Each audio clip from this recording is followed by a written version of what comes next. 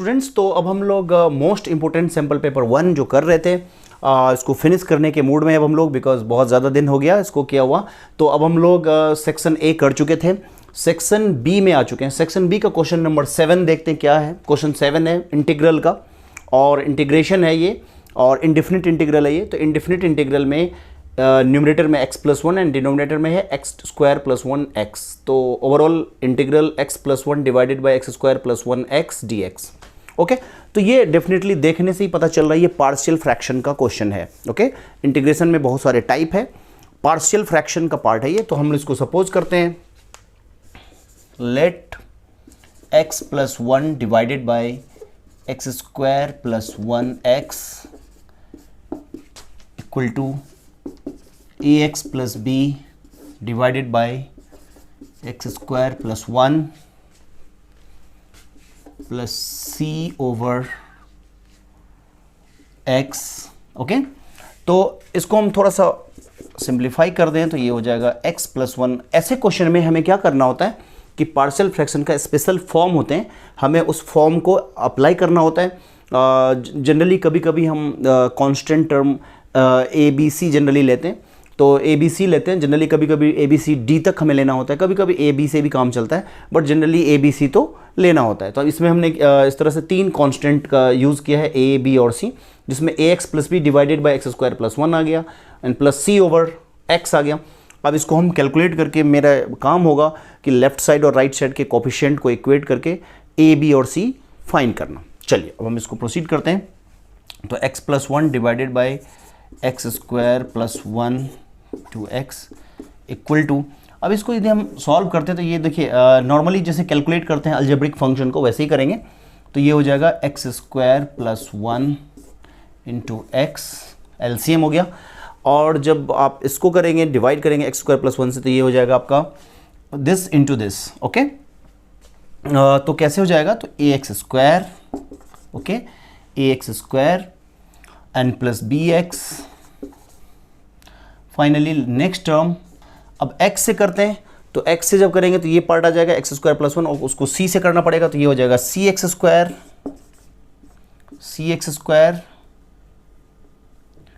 And next हो जाएगा plus c। तो ये हमारा न्यूमरेटर पार्ट हो गया, तो cx² एंड प्लस c। आगे इसको प्रोसीड करते हैं। तो देखिए डिनोमिनेटर तो कैंसिल ही हो रहा है ये दोनों, तो फाइनली हमारा रिजल्ट जो यहाँ आ रहा है x+1 इक्वल टू, यहाँ पे आप देखिए x² के टर्म 2 बार है हमारे पास, तो क्या हो जाने वाला है ये a + c multiply a + c multiply x²। अब b में देखिए तो ये हो जाएगा आपका bx एंड प्लस c, ये हमारा हो गया। यदि आप इसको हमें क्या करना चाहिए, कैसे सॉल्व होगा, हमारा मेन मकसद क्या है, ए बी सी की वैल्यू फाइंड करना। ए बी सी की एग्जैक्ट वैल्यू यदि मिल गया, करेक्ट वैल्यू आपको मिल गया, तो आप समझ लीजिए क्वेश्चन ऑलमोस्ट सॉल्व हो गया। तो कैसे सॉल्व होगा, तो यहाँ पे हमें क्या करना है, लेफ्ट साइड और right side both side coefficient को इक्वेट करना है। तो यहाँ पे आप ये लिख सकते हैं, इक्वेटिंग द coefficients of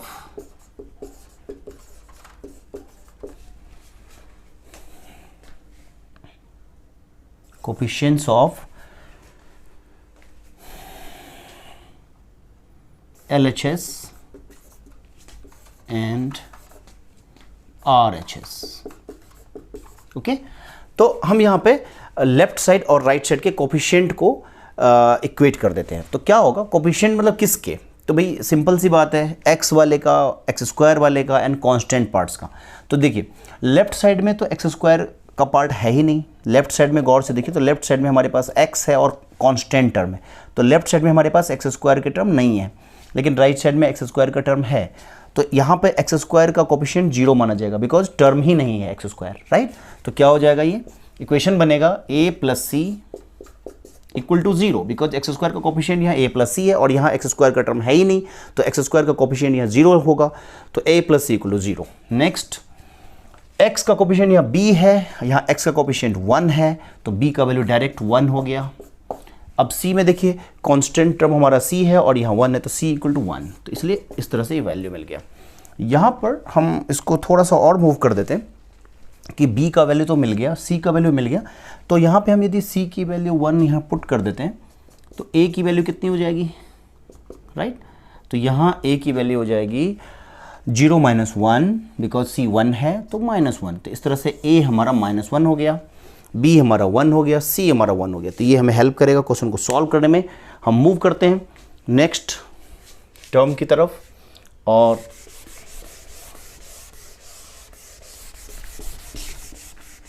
मिल गया तो सॉल्व हो गया क्वेश्चन। कैसे सॉल्व हो जाएगा कि अब यदि मैं i की बात करूं तो जो i है सॉल्व होगा integration.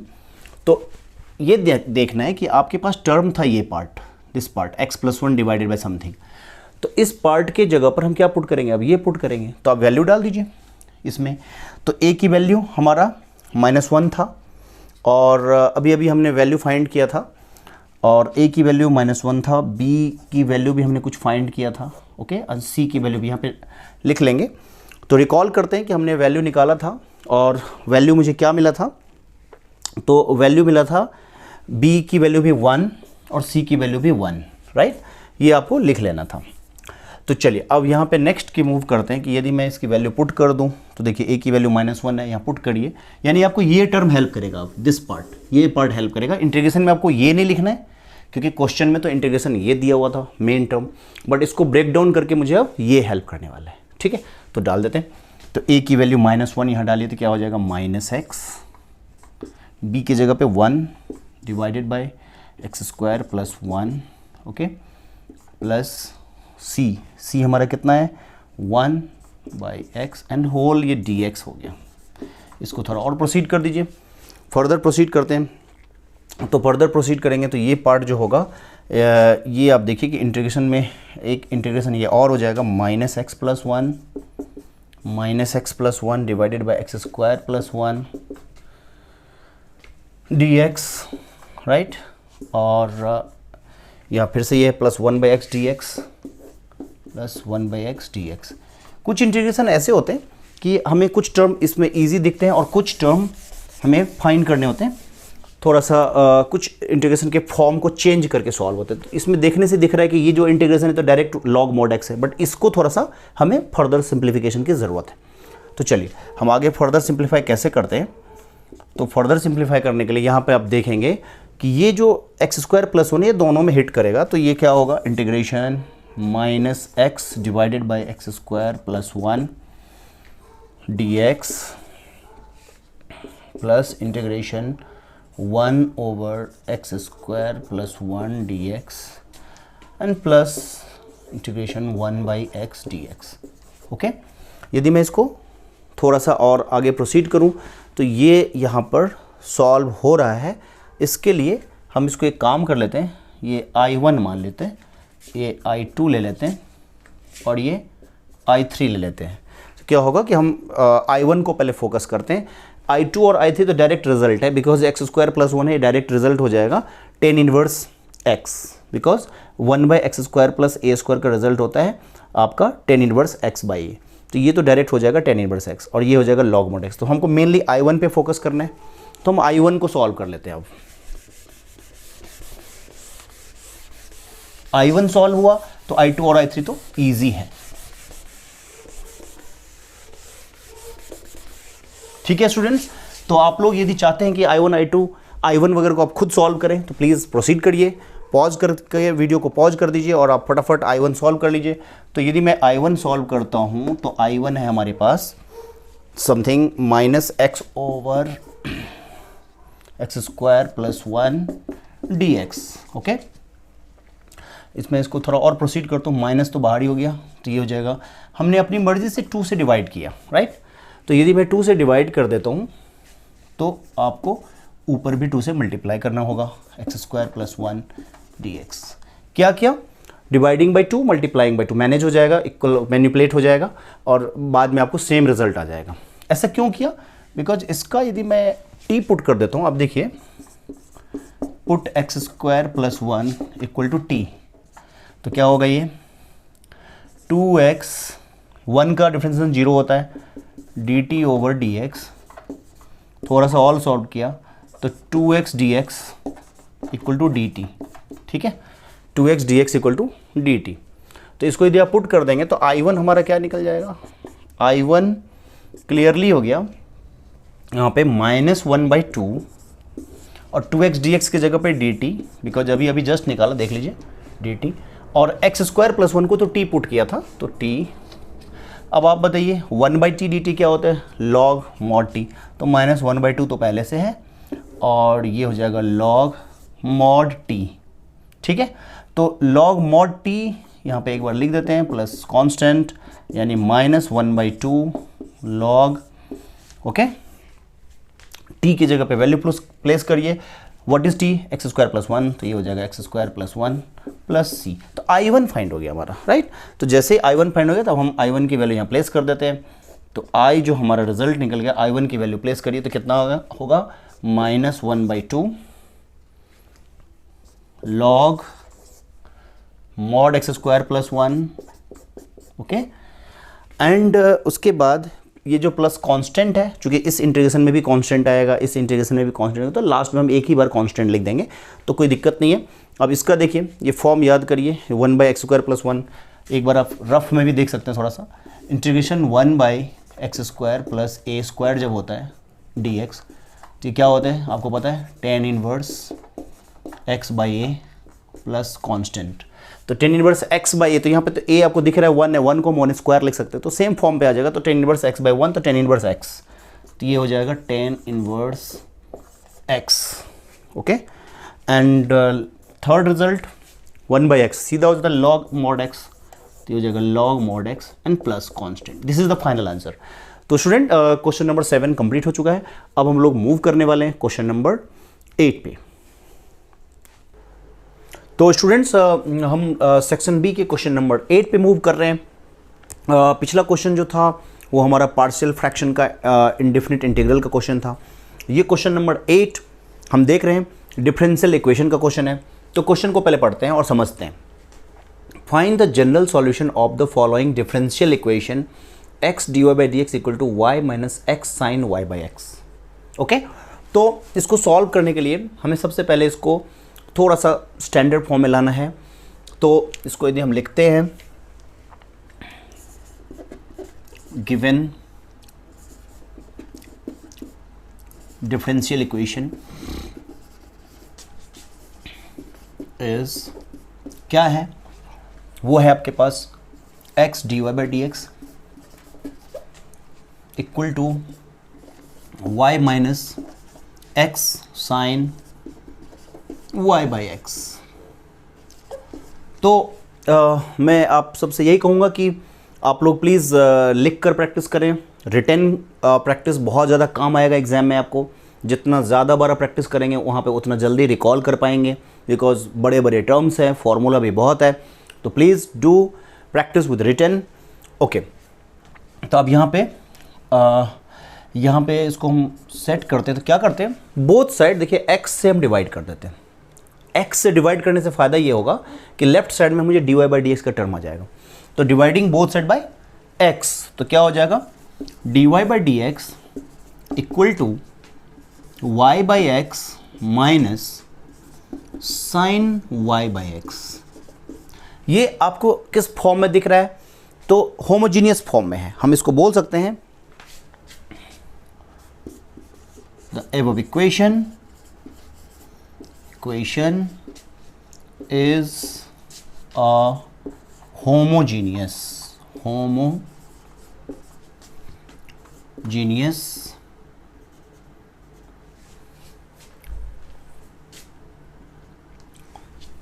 the above equation is a homogeneous differential equation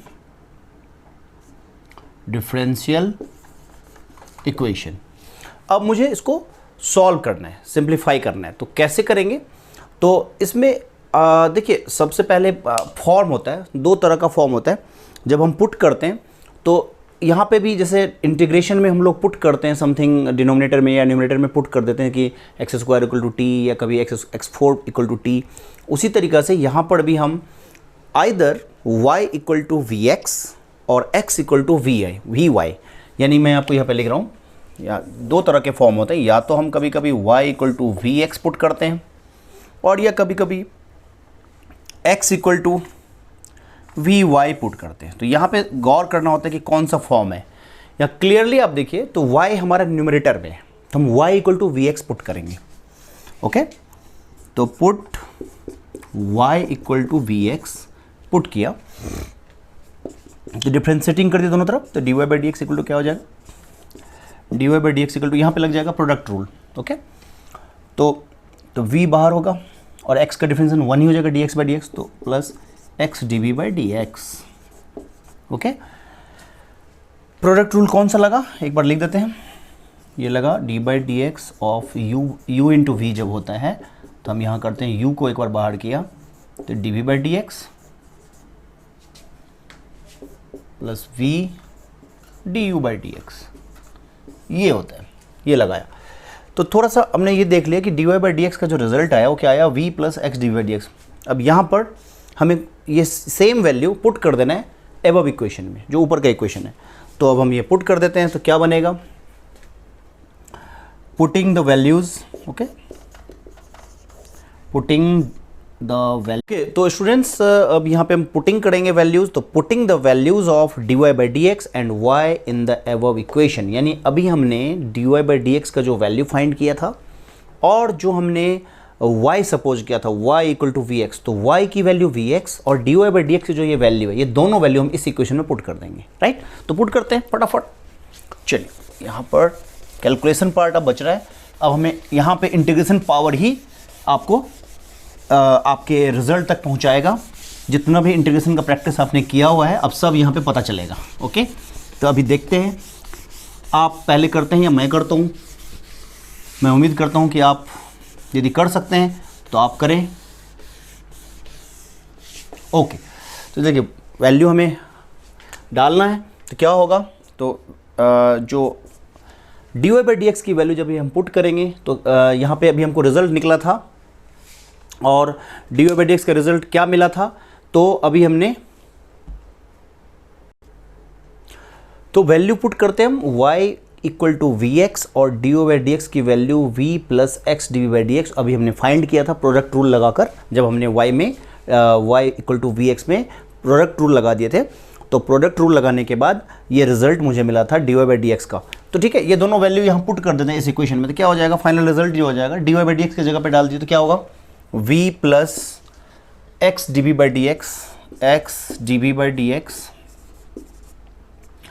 and जो यहाँ पे आप देखिए y की जगह पे vx पुट करेंगे तो vx बाई एक्स क्या होगा। ओके, तो v हो गया ये माइनस साइन एंड y की जगह पर फिर से आप पुट करेंगे vx तो क्या होगा, साइन v। तो इस तरह से ये रिजल्ट आ रहा है। तो कि v से v कैंसिल हो रहा है, तो अब जो हमारे पास रिजल्ट बच रहा है तो आप देख रहे हैं ये हो जाएगा dv by sine v, okay, equal to right side में माइनस रह गया हमारे पास, तो ये minus okay d x over x, because ये ध्यान रखना पड़ेगा minus d x over x है। ये एक चीज़ आपको याद रखना है कि जब हम इस टाइप के क्वेश्चन डिफरेंशियल इक्वेशन के करते हैं तो मेरा ये कोशिश होना चाहिए कि जो डी वी या डी एक्स या डी वाई का पार्ट है या d t d u d v ये सब न्यूमरेटर में रहना चाहिए, तभी तो हम इंटीग्रेट कर पाएंगे। तो गलती से यदि डिनोमिनेटर में आता है तो शिफ्ट करिए उसको न्यूमरेटर में। तो अब यहाँ पे हमारा ये पार्ट यहाँ आ गया और अब इसको हम थोड़ा सा फर्दर कैलकुलेट करते हैं। तो फर्दर कैलकुलेट करते हैं तो क्या होगा, देखिए यहाँ फर्दर कैलकुलेशन में ये साइन भी न्यूमरेटर में चला जाएगा, तो ये हो जाएगा आपका cosec v d v equal to minus 1 by x d x. Okay, अब यहाँ से हम इंटीग्रेटिंग बोथ साइड कर देते हैं। क्या कर देते हैं, इंटीग्रेटिंग। तो इंटीग्रेटिंग होता है ऐसे क्वेश्चन में बोथ साइड्स। तो जब आप बोथ साइड इंटीग्रेट करेंगे तो अब रिजल्ट क्या होने वाला है, देखिए कॉसेक वी का इंटीग्रेशन क्या होता है, याद करिए कॉसेक वी का इंटीग्रेशन होता है log cosec v minus cot v. तो कॉसेक वी का इंटीग्रेशन हो गया log mod cosec v minus cot v, ये तो हो गया कॉसेक वी का, ये लेफ्ट साइड हो गया। और जो दूसरा है आपका -1/x, तो ये माइनस तो बाहर में ही रहेगा, और log, क्योंकि 1/x का log mod x, तो माइनस log mod x। अब प्लस यहाँ कांस्टेंट के बदले में आप log k डाल सकते हैं। क्या डाल सकते हैं? log k। और ये यहाँ पर एक चीज़ ध्यान रखना है कि log k ब्रैकेट में आप लिख सकते हैं here k is greater than 0, k is greater than 0। क्यों? क्योंकि ये जो log k है एक कांस्टेंट का काम यहाँ कर रहा है। जब हम इस तरह का इंटीग्रेशन करते हैं और log के टर्म जनरेट होता है, तो हम कांस्टेंट जो c लेते थे, c के जगह पर हम log k लेंगे, और log k भी एक कांस्टेंट का ही काम करते थे। तो ये log k आ गया, राइट। यहाँ पर k इज़ ग्रेटर देन 0।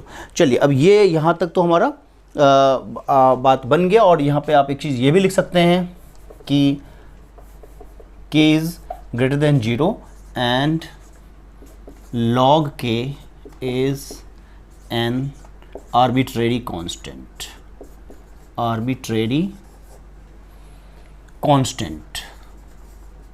ठीक है। ये कहानी यहाँ हो गया, बस इसमें कुछ नहीं। अब तो हमको सिंपल थोड़ा सा और कैलकुलेट करना है, सॉल्व हो गया।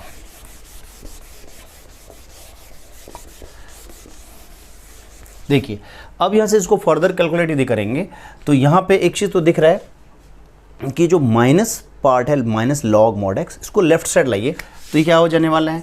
तो ये हो जाने वाला है log mod cosec v, okay, minus cot v, और ये माइनस वाला पार्ट जब इधर आ जाएगा तो ये हो जाएगा प्लस log mod x, और राइट साइड में तो सेम वही चीज़ आप लिख दीजिए log k। हो गया। अब यहाँ से आप देखिए, एक फॉर्मूला हमने log का पढ़ा हुआ है। log में दो कुछ बेसिक रूल होते हैं।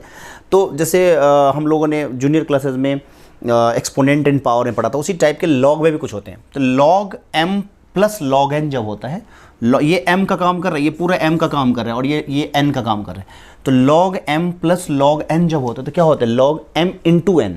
तो ये एक ही बार log लिखेंगे, एंड मॉड में ये एक ब्रैकेट में डाल दीजिए cosec v को थोड़ा सा बड़ा लिखते हैं क्योंकि cosec का एंगल है, फंक्शन है। तो cosec v, okay, minus cot v, और एक ब्रैकेट के यहाँ पे ये हो जाएगा x, ये जो x पार्ट है, मॉड तो एक ही साथ आ गया, इक्वल टू log k। ये क्या हुआ? यहाँ पे यदि कोई आपसे कहता है कि कौन सा रूल लगाया आपने, तो रूल भी लिख देते हैं, कोई दिक्कत नहीं है। रूल यहाँ ये लगा कि log m plus log n जब होता है ना, ये log m था, ये log n था, तो log m plus log n जब होता है तो ये हो जाता है log m इंटू n। यहाँ पे कोई कहेगा बेस कौन सा, तो इसमें log में बेस e है, यहाँ पर ये e बेस पे है, राइट, कोई बेस होता है log में। तो इस तरह से ये फॉर्मूला लगा। तो फाइनली यहाँ पर आप ये समझ लीजिए कि ऑलमोस्ट डन है, थोड़ा सा पार्ट बचा है जिसको कि हम सॉल्व कर लेते हैं, और ये रिजल्ट आ गया। 3 मार्क्स का क्वेश्चन है। स्टेप्स तो थोड़ा सा सेक्शन ए से थोड़ा सा ज़्यादा होता है बी में, और सी में थोड़ा और ज़्यादा हो जाएगा। तो चलिए, अब यहाँ पे ये फाइनली हम इसको क्या कर सकते हैं, ये हमारा आ गया log this equal to log k। आगे हमारा क्या बच रहा है कि यदि हम कंपेयर करें, देखिए बोथ साइड कंपेयर किया जाता है, तो बोथ साइड कंपेयर करेंगे तो यहाँ भी log है, यहाँ भी log है, तो this part equal to k हो जाएगा। तो यहाँ पे क्या हो गया, कंपेयरिंग बोथ साइड, यहाँ हमने देखा cosec v, ठीक है, cosec v minus cot v into x equal to कितना हो गया, k, राइट। ये जो पार्ट आया है फाइनली आपके पास ये रिजल्ट आ गया। लेकिन यहाँ पर आपको एक चीज़ ध्यान रखना पड़ेगा कि हम प्लस माइनस डालेंगे, क्योंकि जब मॉड को हटाते हैं ना, जब मॉड को हम हटाते हैं तो अदर साइड जो राइट साइड है उसमें हम प्लस माइनस डाल देंगे। तो यहाँ पर ये पार्ट आ गया। इसको थोड़ा सा मैं और बढ़ाऊँ, क्योंकि आपको पता होगा कि क्वेश्चन के स्टार्टिंग में हमारा वी नहीं था, हमने वी सपोज किया था क्वेश्चन को सॉल्व करने के लिए, यानी कि जनरल सॉल्यूशन फाइंड करने के लिए। तो जनरल सॉल्यूशन फाइंड करने के लिए जब हमने वी सपोज किया था, वी की वैल्यू डाल दीजिए। तो यहाँ पे क्या हो जाएगा, ये हो जाएगा cosec, एंड v हमारा क्या था, याद करिए, v हमारा था, हमने v equal to y equal to v x put किया था। तो यदि हमने y इक्वल टू, यहाँ पे आप देख सकते हैं कि यदि y equal to v x put किया था, तो जब y equal to v x put करेंगे तो v क्या होगा, y by x, okay, and minus फिर से कॉट, v की जगह y बाई एक्स, और ये पार्ट तो हो गया, एक ब्रैकेट में रहेगा ये होल ब्रैकेट, और into x equal two plus minus के की जगह पे आप c डाल दीजिए, यहाँ पे ब्रैकेट में आप यहाँ पे लिख सकते हैं वेयर c क्या है, c equal two plus minus के, आर्बिट्ररी कांस्टेंट, ठीक है, कांस्टेंट, ठीक है। चलिए, तो यहाँ पर ये जो अभी हमने सॉल्व किया, क्लियरली आप लिख सकते हैं which is the required general solution, which is the required general solution. Okay student, तो लेंदी है थोड़ा सा, डिफरेंशियल इक्वेशन के क्वेश्चन को थोड़ा सा आप ये जो सोचेंगे कि हम क्विक करें तो थोड़ा सा प्रॉब्लम हो सकता है, तो ज़्यादा भी फास्ट नहीं कर सकते, थोड़ा इसमें इंटीग्रेशन आपको सावधानी से लगाना पड़ेगा, प्रोसेस को भी फॉलो करना पड़ेगा कि हमने यहाँ पे प्रोसेस लॉग लगाया, हमने यहाँ पे y equal to v x का आइडिया लगाया, हमने फिर इंटीग्रेशन किया, फिर कांस्टेंट को भी मैनेज किया, तो थोड़ा सा ये सब करना है। तो ओके स्टूडेंट, तो moving on question number 8 option, यानी कि क्वेश्चन नंबर 8 हम कर चुके हैं, बट एग्जाम में आपको मैंने जैसे बताया इंटरनल चॉइस होता है, तो इंटरनल चॉइस में हमको जो इजी लगेगा वो करेंगे। यदि आपको पिछला क्वेश्चन लग रहा था कि हम इजी कर सकते हैं, इजीली कर सकते हैं, तो उसको करना चाहिए। यदि एग्जाम में आप होते और आपको क्वेश्चन नंबर 8 का वो क्वेश्चन ज़्यादा ईजी नहीं होता आपके लिए और ये वाला ईजी होता ऑप्शनल वाला, तो आप इस ऑप्शन के क्वेश्चन को भी कर सकते हैं। यहाँ हम नॉलेज के लिए कर रहे हैं, बिकॉज एग्जाम में इन दोनों में से जो भी क्लिक कर जाए हम कर लेंगे। तो यहाँ हम देखते हैं कि ऑप्शन में जो क्वेश्चन था वो क्या था। तो क्वेश्चन के ऑप्शन में था, क्वेश्चन नंबर 8 के ऑप्शन में था, find the particular solution of the following differential equation given that y equal to 0 when x equal to π/4, और जो आपको डिफरेंशियल इक्वेशन गिवन था वो ये था dy/dx plus y cot x equal to 2/1 plus sine x। Okay, देखने से ही form में पता चल रहा है, एक बार हम इसको सॉल्व करते हैं।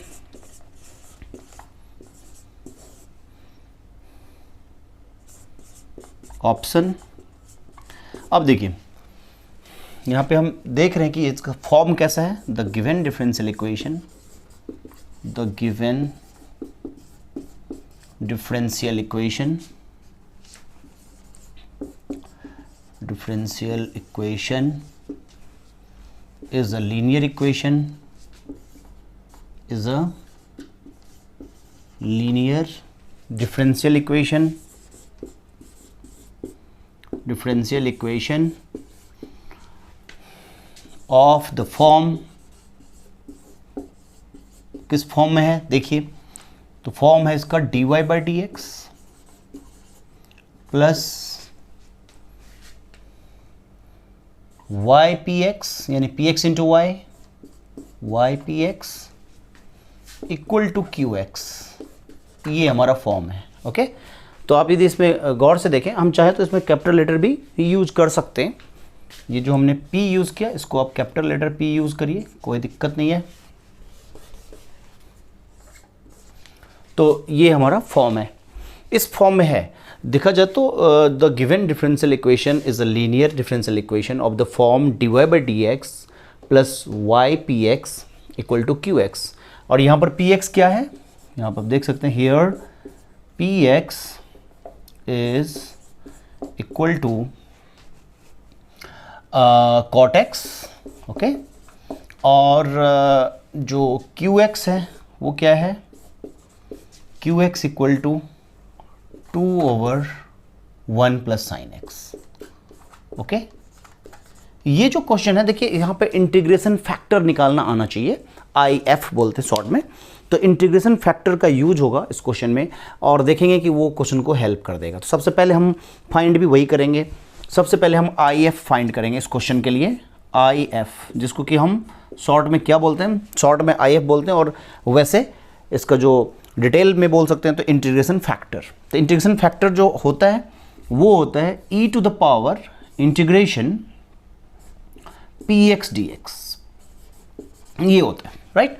तो अब यदि इसको सॉल्व करते हैं तो क्या होगा, देखिए सॉल्व करेंगे तो e to the power integration px की जगह पे क्या है, cot x है, cot x dx, और आपको पता है कि cot x का इंटीग्रेशन क्या होता है, log sin x होता है, log sin x, ठीक है। तो cot x dx था यहाँ पर, तो cot x dx मतलब cot x का इंटीग्रेट करना था, तो cot x का इंटीग्रेशन होता है log sin x, तो e to the power log sin x। तो यहाँ पे आप देखिए, इसको थोड़ा सिंप्लीफाई करिए, याद करिए यहाँ पे फॉर्मूला होता है, यदि e to the power log sin x है तो इसका रिजल्ट डायरेक्ट हो जाएगा sin x। यानी हमने देखा कि हमने IF फाइंड कर लिया। क्या फाइंड कर लिया? IF हमें कितना मिल गया? sin x। यही आपको हेल्प करेगा। अब हम लोग आइडिया यूज़ करेंगे, जो इंटीग्रेशन फैक्टर है ये बोथ साइड मल्टीप्लाई होगा एक फॉर्म में, और ये क्वेश्चन सॉल्व हो जाएगा। तो हम इसको फर्दर कैलकुलेट करेंगे। मेन हमारा यहाँ से IF निकला जो हमें हेल्प करेगा। छोटा रिजल्ट,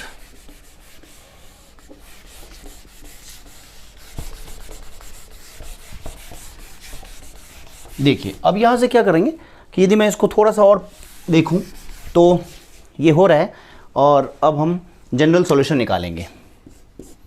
द जनरल सॉल्यूशन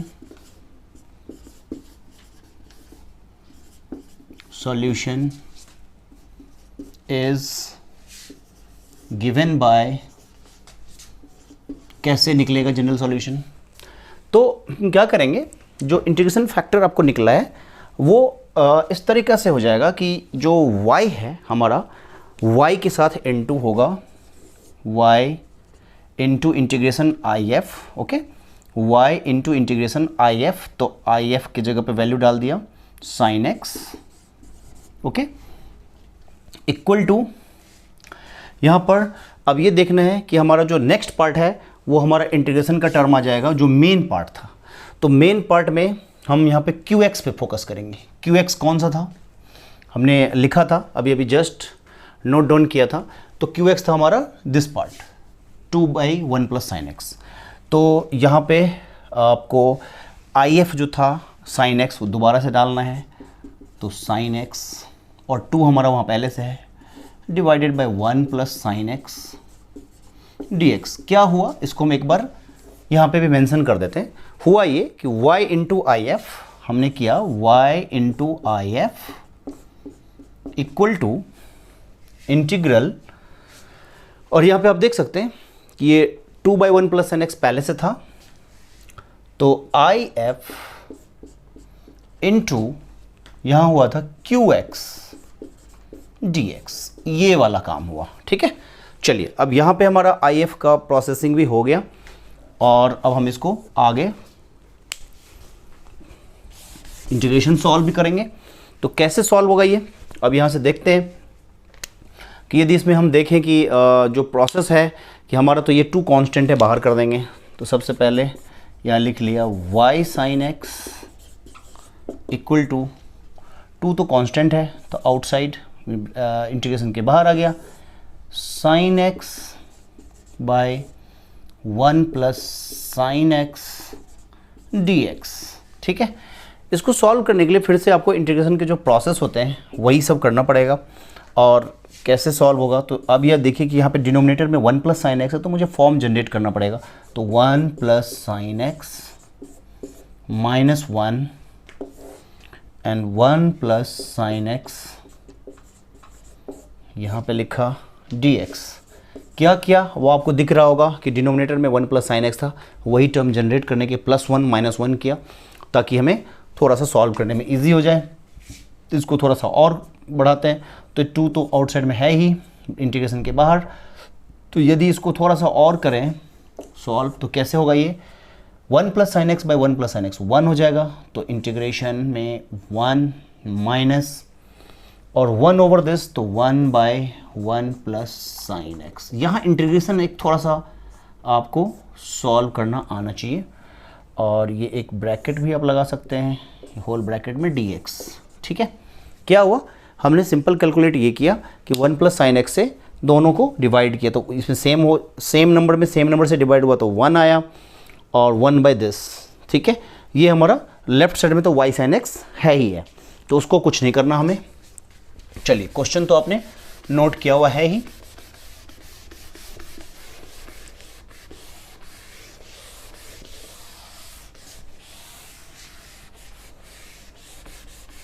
तो लेफ्ट साइड में मेरा y साइन एक्स है, ये आपको ध्यान रखना है। मुझे तो मिटाना ही पड़ेगा बिकॉज मुझे लिखना है। फर्दर आप अपने कॉपी में प्रोसेसिंग कर सकते हैं यदि आप आगे प्रोसीड करना चाहते हैं तो। और मैं आपके लिए सॉल्व कर देता हूँ। ये देखिए, तो यहाँ पर हमारा लेफ्ट साइड में था y sine x, left side में क्या था y साइन एक्स। ओके, तो अब y साइन एक्स को हम सॉल्व करते हैं। तो सॉल्व यदि करेंगे फर्दर तो हम यहाँ पे फिर से लिख देते हैं y sine x equal to, अब देखिए ये सॉल्व करना बहुत इजी है। 2 को आप रहने दीजिए एज इट इज़। और यदि मैं इसको देखूं तो इंटीग्रेशन में यहाँ गौर से देखिए कि ये इंटीग्रेशन का पार्ट यहाँ है, ये दिस इज़ इंटीग्रेशन। तो इंटीग्रेशन का क्या होगा कि दोनों में इंटीग्रेशन लगाते हैं तो एक बार तो ये इंटीग्रेशन हो जाएगा 1dx। ओके, ये इंटीग्रेशन हो जाएगा 1dx जो कि बाद में x हो जाएगा, माइनस इंटीग्रेशन ये हो जाएगा 1 plus sine x, 1 plus sine x dx। ठीक है, थोड़ा और लिखते हैं y sine x equal to 1dx means dx, तो x हो गया माइनस, ये वाला जो इंटीग्रेशन है थोड़ा आपको यहाँ पे सॉल्व करना है, इसमें मेहनत चाहिए हमें। तो 1/1 प्लस साइन एक्स को मैं क्या लिख सकता हूँ, तो साइन को लिख सकता हूँ cos π/2 माइनस एक्स। ठीक है, ये लिख सकता हूँ dx हो गया, क्योंकि cos 90 minus theta sine theta होता है। तो आगे यदि मैं इसको और भी कैलकुलेट करना पड़ेगा, अभी तो आपको सॉल्विंग है, फिनिश नहीं हुआ है, हमें करना पड़ेगा।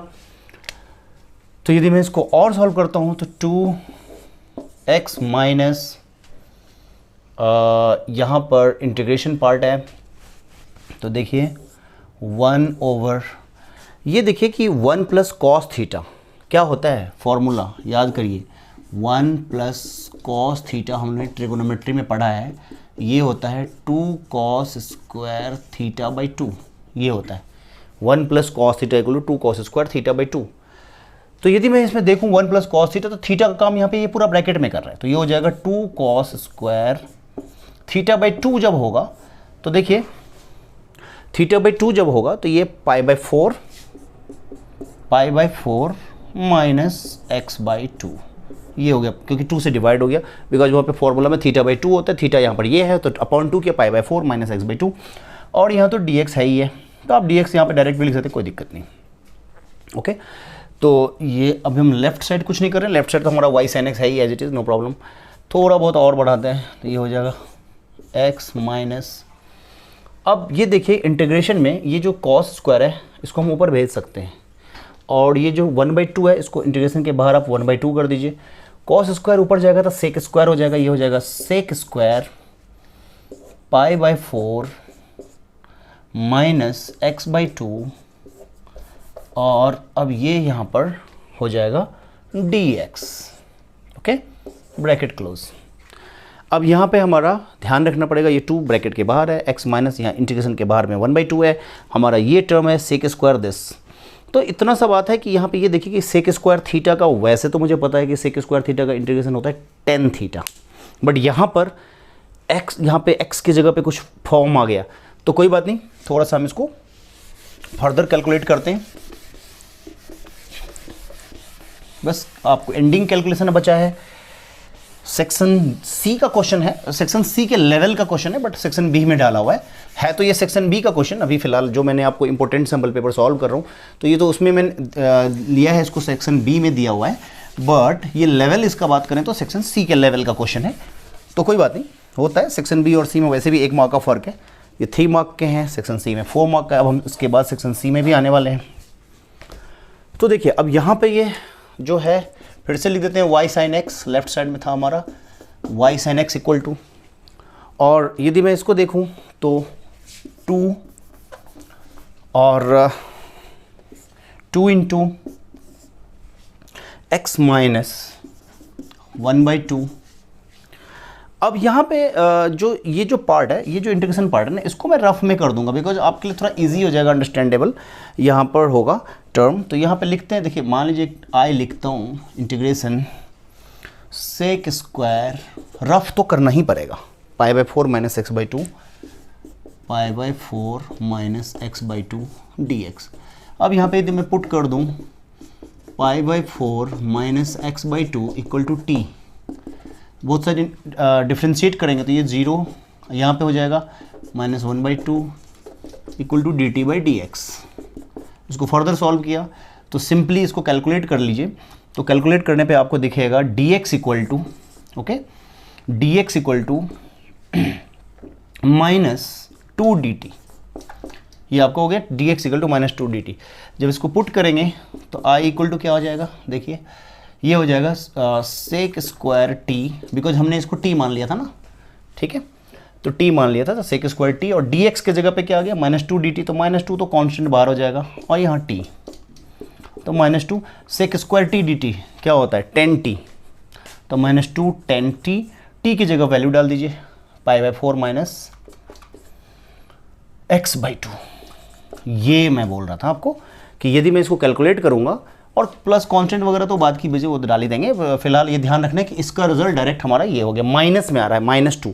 तो आप ये सोचिए कि यदि मैं इसका रिजल्ट पुट कर दूं तो माइनस वहाँ रिजल्ट आ रहा है, यहाँ पहले से माइनस है, तो माइनस इंटू माइनस प्लस हो जाएगा, तो यहाँ पर ये प्लस हो गया सबसे पहले। और एक चीज़ और देखिए कि जो 1/2 है और साथ में वहाँ पे 2 आ रहा है, तो 2 डाल दीजिए, कोई बात नहीं, कैंसिल तो होना ही है, और अंत में रिजल्ट आ जाएगा वहाँ पे 10 pi by 4 minus x by 2, ये पार्ट आ रहा है, राइट। तो ये याद रखना कि दोबारा इंटीग्रेशन मत लगाइए, बिकॉज ये सॉल्व हो चुका है, इंटीग्रेशन की वैल्यू हम कर दिए हैं, तो ये फाइनल रिजल्ट ये आ गया, यानी अब ये हमारा हो गया y sine x equal to 2 into bracket 2 bracket x plus 2 cancel है, तो 10 pi by 4 minus x by 2, ये पार्ट है। तो ये आपको ध्यान रखना पड़ेगा कि ये चीज़ है। यहाँ पर जो हमारा रिज़ल्ट आया है इतना हमने निकाल लिया। एंड में आपको ये ध्यान रखना पड़ेगा कि प्लस कांस्टेंट तो डालना नहीं भूलना है, बिकॉज मैंने बताया था कि ये इनडेफिनिट इंटीग्रेशन है, इनडेफिनिट में कांस्टेंट आता है, आर्बिट्ररी कांस्टेंट यूज़ करते हैं हम लोग, तो आर्बिट्ररी कांस्टेंट सी आ गया। अब यहाँ पे क्या करना चाहिए हमें, अब यहाँ पर एक चीज़ देखिए कि जो हमें कंडीशन दिया हुआ था, क्वेश्चन के स्टार्टिंग में हमें गिवन था कंडीशन कि कुछ वैल्यू दिया हुआ था कि जो 0 था, कुछ कंडीशन दिया हुआ था कि कुछ वैल्यू इसमें 0 है, तो हम वैल्यू पुट कर देंगे। y हमारा 0 था और x हमारा पाई बाई 4 था, वहाँ पे एक बार लिख लेते हैं, y हमारा 0 था और x equal to pi by 4 था। ओके, आपने तो क्वेश्चन स्टार्टिंग में लिखा ही था, हमने मिटा दिया है, तो हमें थोड़ा सा वैल्यू देखना पड़ेगा। तो हमने देखा कि y हमें 0 दिया हुआ था, x पाई बाई 4, तो इसका हेल्प क्या करेंगे हम यहाँ से c की वैल्यू फाइंड करेंगे। जब हम पुट कर देंगे तो यहाँ पे ये कर देते हैं, पुटिंग y इक्वल टू 0 और x equal to pi by 4। ऐसा करने से बेनिफिट क्या मिलने वाला है, बेनिफिट ये मिलने वाला है कि हमें c का वैल्यू फाइंड हो जाएगा।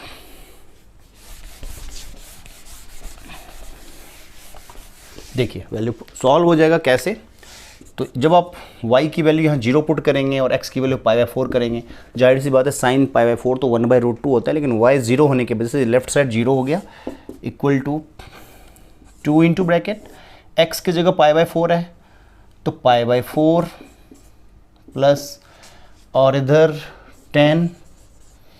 अब ये देखिए पाई बाई 4 तो यहाँ है ही, और x की जगह पे जब आप पाई बाई 4 पुट करेंगे तो पाई बाई 8 हो जाएगा। तो पाई by 4 minus pi by 8 calculate करिए, तो पाई बाई 4 माइनस पाई बाई 8 होता है, तो यहाँ पर पाई बाई 8 ये हमारा हो गया।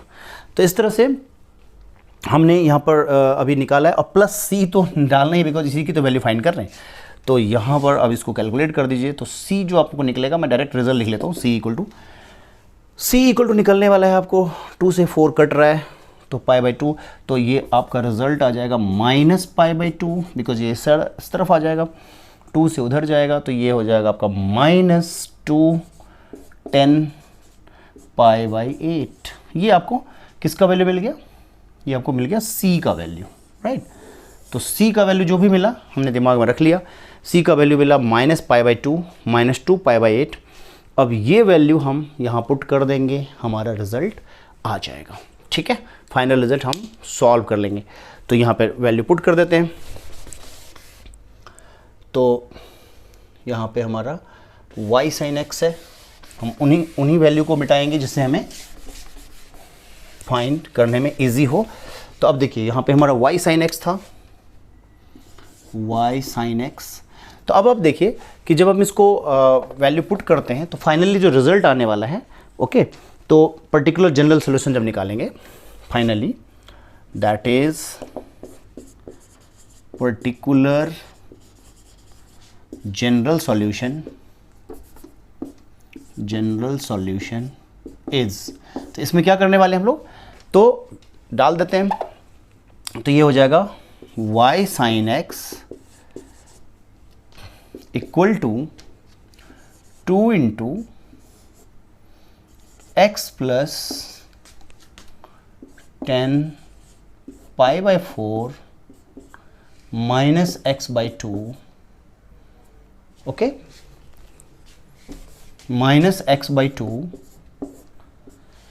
यहाँ पे हमने डाल दिया x plus 10 pi by 4 minus x by 2।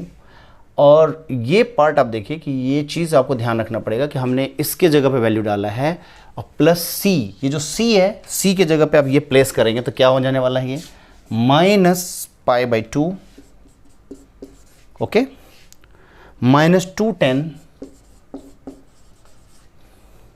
Pi by 8, okay. तो स्टूडेंट मैं उम्मीद करता हूँ कि आप लोगों को ये समझ में आया है। यहाँ से हमने इसको, ये आपको ध्यान रखना पड़ेगा कि हमने रिजल्ट निकाल लिया। तो ये y sin x equal to 2 into x plus 10 pi by 4 minus x by 2 minus pi by 2 minus 210 pi by 8, जो अभी हमारा रिजल्ट आया है। इसमें एक चीज़ आप देख सकते हैं कि थोड़ा सा फर्दर इसको हम मूव कर सकते हैं, फर्दर मूवमेंट थोड़ा सा है, ज़्यादा नहीं, ओवरऑल हो चुका। तो अब ये कर सकते हैं कि y इक्वल टू, अब ये साइन x चला जाएगा राइट साइड। जब ये साइन x राइट साइड में जाएगा तो साइन x आपको पता है 1 बाई साइन कॉसेक होता है, तो y इक्वल टू क्या हो जाएगा, ये 2 cosec x, okay, 2 cosec x into x plus, ये ध्यान रखना पड़ेगा कि आपको ये जो पार्ट हुआ है, ये जो साइन x है, ये कॉसेक x में जाएगा, लेकिन ये किसको इनटू करेगा, होल टर्म को करेगा, राइट। ये जो टर्म जा रहा है ये होल टर्म को करेगा। तो आपको ये याद रखना पड़ेगा कि 2 कॉसेक x के बाद जब हम ये डाल रहे हैं, बिकॉज ये 2 हमारा ब्रैकेट के बाहर है। तो यहाँ पर हमारा जो रिजल्ट आ रहा है x plus 10 pi by 4 minus x by 2, okay, and ये पार्ट है minus pi by 2 minus 210 pi by 8, ये रिजल्ट आ रहा है। लेकिन इसमें एक बात है कि हम लोग ये देखते हैं कि कौन सा ये जो 2 है, हमको ये ध्यान देना पड़ेगा कि साइन एक्स तो शिफ्ट हुआ था, राइट। साइन एक्स जब उस साइड गया तो 1 बाई साइन कॉसेक एक्स हो गया था, ये पार्ट बिल्कुल सही है। ये जो 2 पार्ट है ना, ये याद रखना पड़ेगा, ये जो कॉसेक एक्स बना है ना, ये होल टर्म को मल्टीप्लाई कर रहा है, यहाँ से यहाँ तक होल टर्म को मल्टीप्लाई कर रहा है, राइट। तो ये याद रखना कि कॉसेक एक्स को तो हम बाहर कर देंगे, बट ये जो 2 है वो अंदर है, तो इस 2 को यहाँ ना लिख के हम 2 को रखेंगे अंदर। और 2 है किसके साथ, तो 2 को यदि हम ध्यान से देखें तो 2 हमारा स्टार्टिंग से आ रहा था, इस पार्ट के साथ आ रहा था, देखिए ये वाले पार्ट के साथ 2 है, तो दिस पार्ट इज़ 2 हियर। 2 को हम ऐसे रख सकते हैं और एक दूसरा ब्रैकेट यूज़ कर लें, मिडिल ब्रैकेट यूज़ कर लें, ज़्यादा बेटर होगा। यदि मैं मिडिल ब्रैकेट यूज़ कर लूँ तो ये बेटर है, ये है, तो इस तरह से लिख सकते हैं। और ये हमारा फाइनल आंसर है। और स्टूडेंट ये जो है हमारा पर्टिकुलर सॉल्यूशन हो गया। इतना बात याद रखिएगा कि ज़्यादा कॉम्प्लिकेटेड हो जाए तो आप खुद अपने स्टाइल में कैलकुलेशन करिए। कैलकुलेशन कभी भी आप ना तो मेरा कॉपी करिए कैलकुलेशन, ना तो आप किसी यूलाइक या कभी किसी MTG या ओसवाल से करिए। कैलकुलेशन कभी भी किसी बुक से आप नहीं ले सकते हैं, कैलकुलेशन आपको खुद मैनेज करना पड़ेगा एग्जाम में। इससे भी क्रिटिकल कैलकुलेशन हो सकता है। ये क्वेश्चन थोड़ा लेंदी था, कैलकुलेशन इसमें टफ थे, बट और भी हो सकते हैं इससे ज़्यादा, क्योंकि AOI जब करेंगे हम एप्लीकेशन ऑफ इंटीग्रल तो उसमें भी थोड़ा बहुत होता है। तो ये हमारा जो फाइनल आंसर है हमारा ये है कि पर्टिकुलर जनरल सॉल्यूशन होगा इस क्वेश्चन का। ये बहुत ही इंपॉर्टेंट क्वेश्चन है, एग्जाम के लिए बहुत ज़्यादा इंपॉर्टेंट है। इस टाइप के क्वेश्चन जरूर आते हैं, इस सैम्पल पेपर में से बहुत सारे क्वेश्चन जरूर आएंगे, इस टाइप के क्वेश्चन जरूर आएंगे। तो आप करिए, मैं और भी बहुत सारे इंपॉर्टेंट क्वेश्चन डालने वाला हूँ। तो देखिए जो फाइनली जो पर्टिकुलर जनरल सॉल्यूशन आया वो क्या आ गया, y equal to cosec x into bracket, और मिडिल ब्रैकेट में एक बार ये आ जाएगा 2 into x plus 10 pi 4 minus x by 2, ये एक साथ है term, minus this part minus pi by 2 minus 2 10 pi by 8, सी की वैल्यू डाल दिया था। इसको थोड़ा सा और आप यदि चाहें तो ज़रूरत नहीं था करने का, माइनस कॉमन लेंगे तो ये प्लस में आ जाएगा। ओके, तो फाइनली ये हम लोगों ने क्वेश्चन नंबर 8 के ऑप्शन भी कर लिया। अब हम क्वेश्चन नंबर 9 पे मूव करेंगे। क्वेश्चन नंबर 9 में हम लोग देखेंगे अलग अलग टाइप के टॉपिक आएंगे। क्वेश्चन नंबर 9 में हमारा वेक्टर का क्वेश्चन आएगा, 10th में हमारा 3D का आएगा। तो इस तरह से सेक्शन बी खत्म हो जाएगा, फिर हम लोग सेक्शन सी पे मूव करेंगे। और आज की वीडियो में मैं आपको बहुत ज़्यादा मोस्ट इंपॉर्टेंट क्वेश्चन और भी शेयर करने वाला हूँ, जो मोस्ट इंपॉर्टेंट सैम्पल पेपर 2, 3, 4 भी हम चाहेंगे कि आपको शेयर कर दें।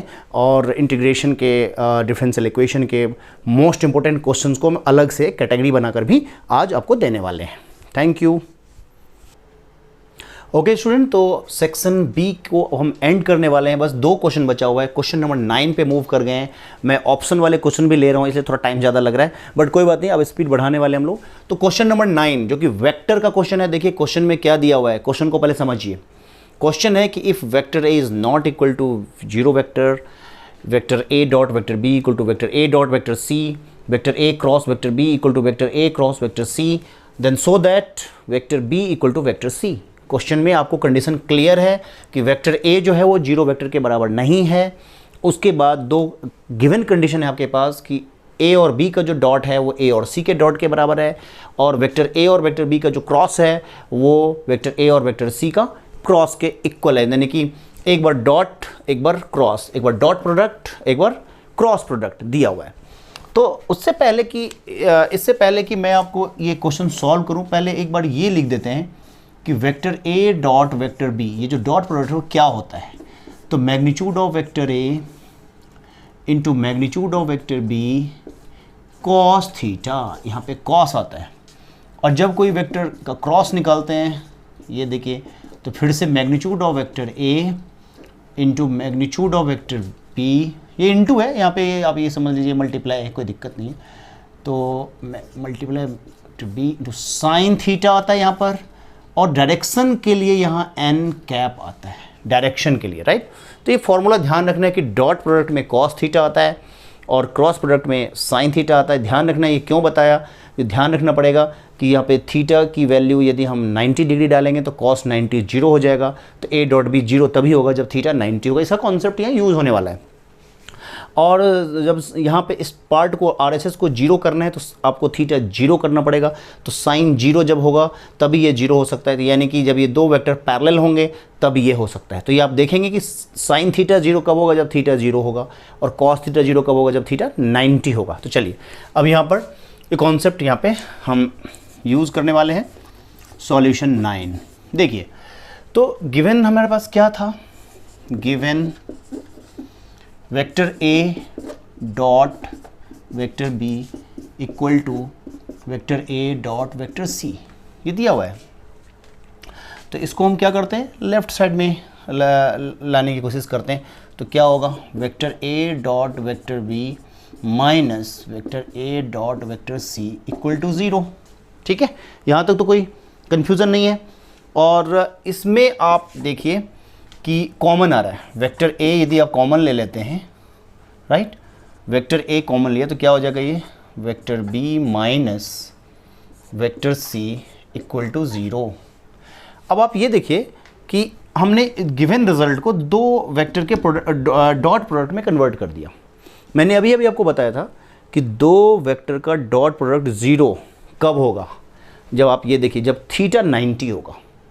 तो जब कॉस 90 होगा तभी तो ये 0 होगा, क्योंकि कॉस 90 जो होता है वो 0 होता है। तो ये पार्ट 0 होने के लिए थीटा 90 होना पड़ेगा, क्योंकि डॉट प्रोडक्ट में कॉस थीटा आता है। तो ये 0 तभी आएगा जब वेक्टर ए परपेंडिकुलर होगा इसके। तो यहाँ पे क्या हो सकता है, हम यहाँ पे लिख सकते हैं that indicates to vector a equal to 0, okay, और vector b minus vector c equal to 0। ये मतलब यहाँ पे ये सारे कंडीशन अराइज हो रहे हैं। ओके, कंडीशन अराइज इसलिए हो रहे हैं कि यहाँ पर ये याद रखना है कि दो वेक्टर का डॉट प्रोडक्ट यदि 0 आ रहा है तो ये डॉट तभी 0 होगा या तो ये पार्ट 0 हो जाए या तो दूसरा पार्ट 0 हो जाए, या एक फाइनली रिजल्ट हम एक और बोल सकते हैं कि और वेक्टर ए जो सेकेंड वेक्टर बी माइनस सी है उस पर परपेंडिकुलर हो जाए, क्योंकि मैंने अभी बताया था आपको कि कॉस 90 जब होगा तो 0 होगा, तो जब थीटा 90 होगा तभी तो कॉस थीटा 0 हो जाएगा, और 0 होगा तो ए डॉट बी 0 हो जाएगा। तो ए डॉट बी यानी ये पूरा पार्ट सेकेंड वेक्टर का काम कर रहा है, तो दोनों वेक्टर का डॉट 0 तभी होगा जब ये ए परपेंडिकुलर होगा इस पर, क्योंकि थीटा 90 हो रहा है वहाँ पर। तो लिख सकते हैं और vector a perpendicular vector b minus vector c. ये आपको कंडीशन अराइज हो रहा है, यानी ये इतने सारे हमें रिजल्ट आ रहे हैं, लेकिन यहाँ से एक हम रिफाइन करेंगे। रिफाइन ये करेंगे, कंडीशन देखिए क्या दिया हुआ है, वेक्टर ए तो 0 के बराबर हो ही नहीं सकता, तो ये पार्ट तो हमारा रिजेक्ट हो जाएगा, ये पॉसिबल नहीं है, वेक्टर ए 0 के इक्वल नहीं हो सकता, यानी कि ये रिजल्ट हम ले लेंगे। अब ये दोनों रिजल्ट ले सकते हैं, तो दैट इज़ यहाँ से हमारा रिजल्ट आ गया कि यदि दिस माइनस 0 हो सकता है, b minus c equal to 0 हो सकता है, तो वेक्टर बी इक्वल टू क्या हो जाएगा, वेक्टर सी, और हम लिख सकते हैं vector a is perpendicular to vector b minus vector c. यानी यहाँ पर आप ये बोल सकते हैं, इसको क्वेश्चन नंबर 1 मान लीजिए, और यहाँ पर रीज़न आप दे सकते हैं कि एज वेक्टर ए क्या है, नॉट इक्वल टू 0 वेक्टर। ये ध्यान रखना है कि वेक्टर ए जो है नॉट इक्वल टू 0 वेक्टर। तो अब इसमें एक सिंपल सी बात आ रहा है कि ये जो है ये इसलिए हुआ क्योंकि जब ये कंडीशन में पहले से दिया है तो हम उसको यूज़ कर लिए। आगे बढ़ते हैं, मूव ऑन करते हैं, यानी हमारा जो ये मेन रिजल्ट है ये ध्यान रखना पड़ेगा। इक्वेशन 1 हम इक्वेशन 2 की तरफ मूव करते हैं।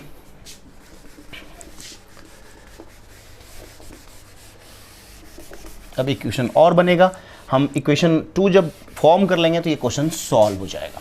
देखिए सिमिलर कंडीशन यहां से अराइज हो रहा है।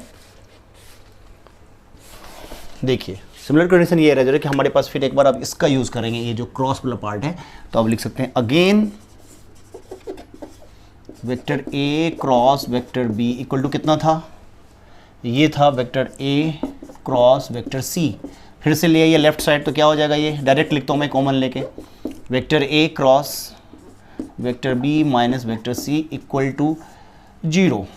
अब ये आप देखिए राइट साइड में आने पे अब आप ये सोचिए दो वेक्टर का क्रॉस प्रोडक्ट 0 तभी हो सकता है, तो यहाँ पे लिख सकते हैं that indicates to vector a equal to 0 और सेकेंड पार्ट 0, क्योंकि दो वेक्टर का क्रॉस 0 तभी होगा या तो फर्स्ट 0 हो जाए या तो सेकेंड 0 हो जाए या दोनों एक दूसरे के पैरेलल हो जाए। दो वेक्टर का क्रॉस प्रोडक्ट 0 होता है तभी होता है, या फिर दोनों पैरेलल हो, यानी कि दोनों के बीच में एंगल जो हो 0 डिग्री हो। यहाँ पे आप ये देख सकते हैं बिकॉज क्रॉस प्रोडक्ट में साइन थीटा आता है, तो साइन थीटा 0 तब होगा जब थीटा 0 होगा। तो और vector b minus vector c equal to 0, और नेक्स्ट टू थर्ड नंबर पे है, आप लिख सकते हैं और क्या कि वेक्टर ए इज परपेंडिकुलर नहीं, यहाँ पर पैरेलल, बिकॉज जो पहला वाला जो कंडीशन था यहाँ पे ये देखिए परपेंडिकुलर हुआ था डॉट प्रोडक्ट में, तो क्रॉस प्रोडक्ट में याद रखना है कि क्रॉस प्रोडक्ट में क्या होता है कि ये आप पर एंगल 0 हो जाता है, थीटा 0 होता है। थीटा 0 कब होगा, जब तो टच नहीं करेगा, दो पैरेलल लाइन होंगे, पैरेलल होंगी तो एंगल 0 होगा। तो vector a is parallel to second factor, तो यानी कि vector b minus vector c, यानी ये कंडीशन बन गया कि vector a is parallel to vector b minus vector c, और यहाँ पर हमारा एक रिजल्ट आ ही गया। तो फाइनली आप लिख सकते हैं ये तो होगा नहीं बिकॉज हमने कंडीशन दिया हुआ है कि वेक्टर ए 0 के इक्वल हो नहीं सकता, तो ये रिजेक्ट हो जाएगा, तो यानी लेंगे that indicates to vector b. ये पार्ट हमारा एक्सेप्टेबल हो गया, तो जब ये बी माइनस सी 0 होगा तो बी इक्वल टू सी, तो vector b equal to vector c, और vector a is parallel to vector b minus vector c, यहाँ पर ये हमने लिख लिया। इसको इक्वेशन नंबर 2 मान लीजिए। अब आप गौर से देखिए तो इक्वेशन 1 क्या बता रहा है आपको। इक्वेशन 1 हमें बता रहा है कि या तो b इक्वल टू सी होगा या a परपेंडिकुलर होगा b माइनस सी के, और इक्वेशन 2 बता रहा है b इक्वल टू सी होगा, यानी vector b equal to vector c होगा, या फिर वेक्टर a पर पैरेलल होगा। यहाँ पर ये बोल रहा है कि वेक्टर a पैरेलल होगा vector b minus vector c के। तो अब आप बताइए, ये देखने से ही पता चल रहा है कि इक्वेशन 1 में b इक्वल टू सी बिल्कुल दिखा रहा है, इक्वेशन 2 में b इक्वल टू सी दिखा रहा है, लेकिन जो सेकंड रिजल्ट है यहाँ पे बता रहा है कि वेक्टर a परपेंडिकुलर है b माइनस सी के, लेकिन यहाँ बता रहा है वेक्टर a पैरेलल है b माइनस सी के। अब आप ही बताइए कि वेक्टर a b माइनस सी के या तो परपेंडिकुलर होगा या तो पैरेलल होगा, एक ही चीज़ दो रिजल्ट देगा नहीं। तो यहाँ पर ये कॉन्ट्राडिक्ट कर रहा है, इसलिए हमारा ये सॉल्व हो गया ऑलमोस्ट। तो अब यहाँ पे हम लिख देते हैं फाइनल रिजल्ट। इक्वेशन नंबर 1 और 2 को देखकर हमारा प्रूव हो गया। हमें प्रूव ये करना था, याद रखना है, हमें प्रूव करना है ये vector b equal to vector c। तो अभी ये प्रूव हो जाएगा।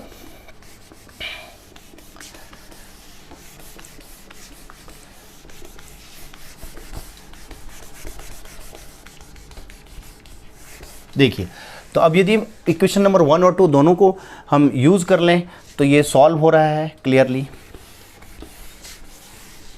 कैसे? देखिए, using equation 1 and 2, using equations 1 and 2, तो दोनों इक्वेशन को गौर से देखिए। तो दोनों इक्वेशन को देखने से पता चल रहा है कि हमने देखा तो क्या होगा, we see that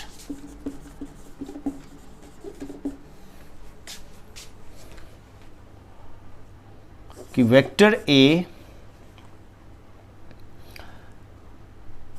can't be perpendicular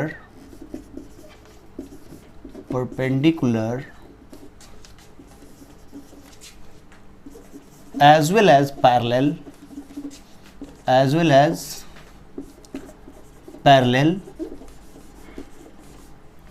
okay. हमने ये बोला कि vector a can't be perpendicular as well as parallel to vector b minus vector c। Okay, तो ये ऐसा नहीं हो सकता।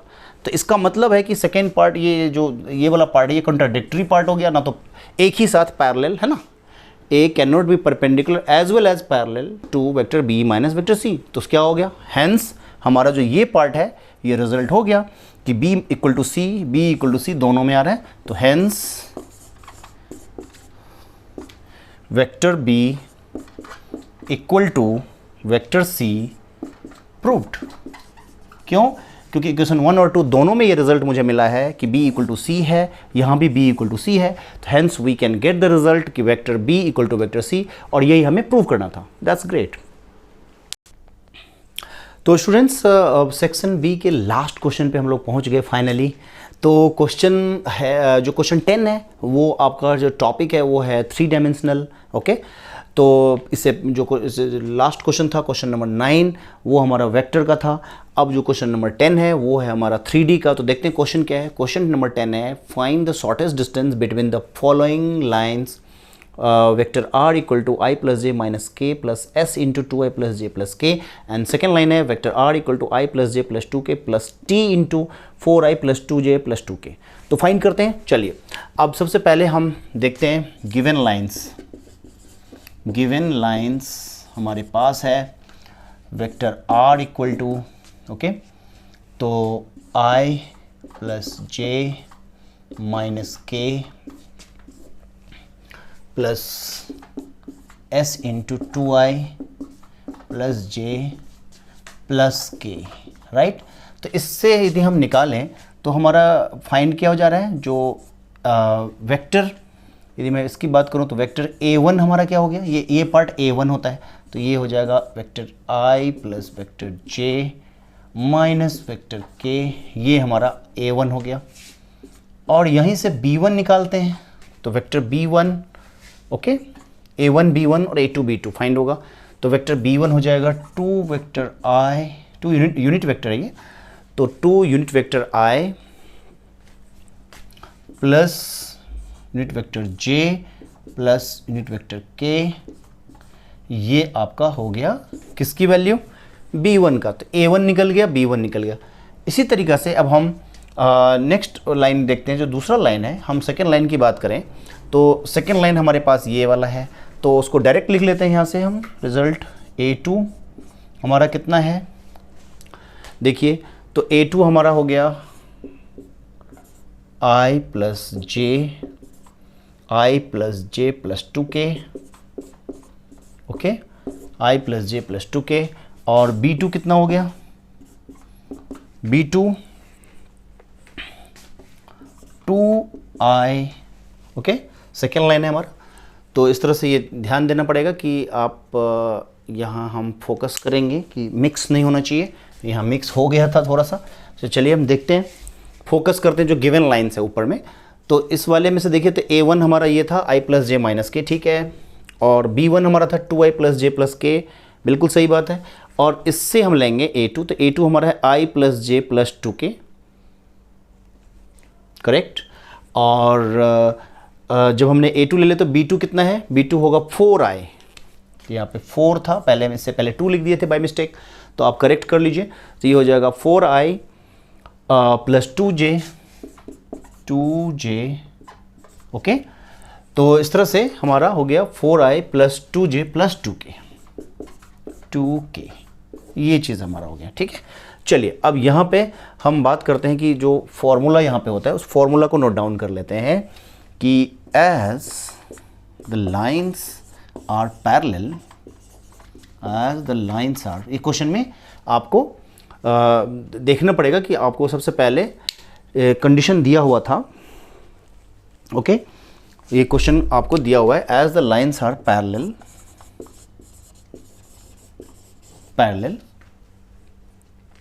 अच्छा, पैरेलल कंडीशन यहाँ पे आपको ये ध्यान रखना पड़ेगा कि जब आपको दो लाइन पैरेलल होते हैं और शॉर्टेस्ट डिस्टेंस फाइंड करना होता है तो हम क्या करते हैं, फॉर्मूला लगाते हैं। तो as the lines are parallel, shortest distance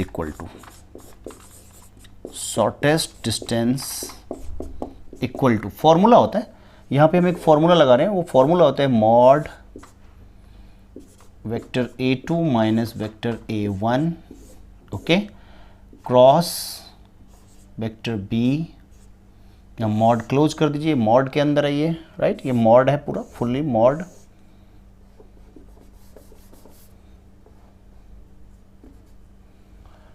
तो ये हो गया।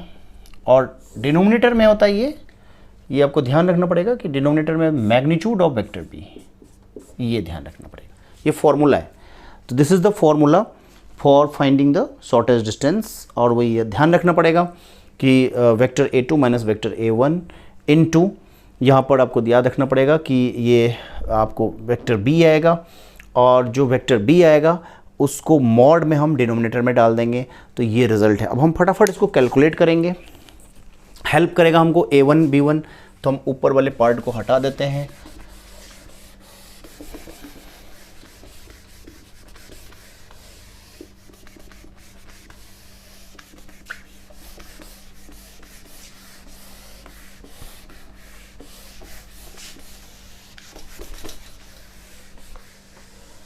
ओके। देखिए तो अब यहाँ पे क्या हो रहा है कि यदि मैं इसमें गौर से देखूँ तो वैल्यू डालते हैं, ये शॉर्टेस्ट डिस्टेंस का फॉर्मूला जो भी था हमने इसमें वैल्यू पुट कर देंगे।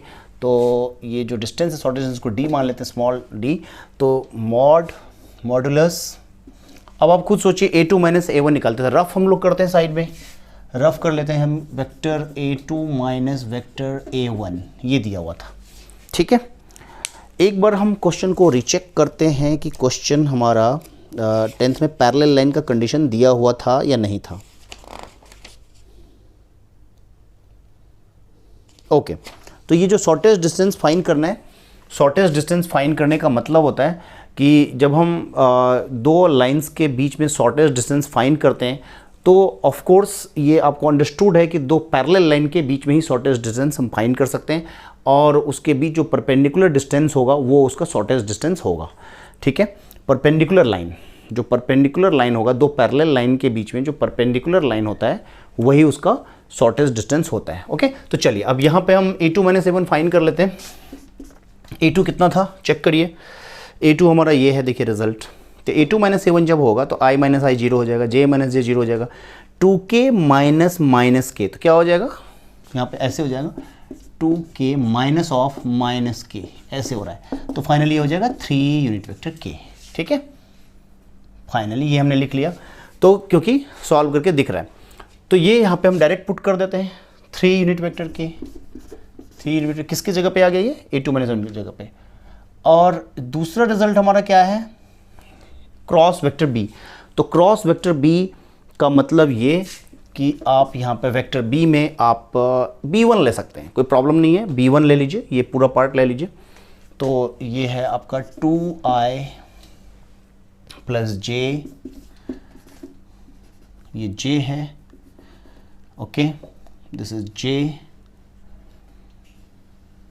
ओके, और 2i plus j plus k, ये हमने ले लिया। इसको ब्रैकेट क्लोज कर दीजिए, ये मॉड में है पूरा रिजल्ट।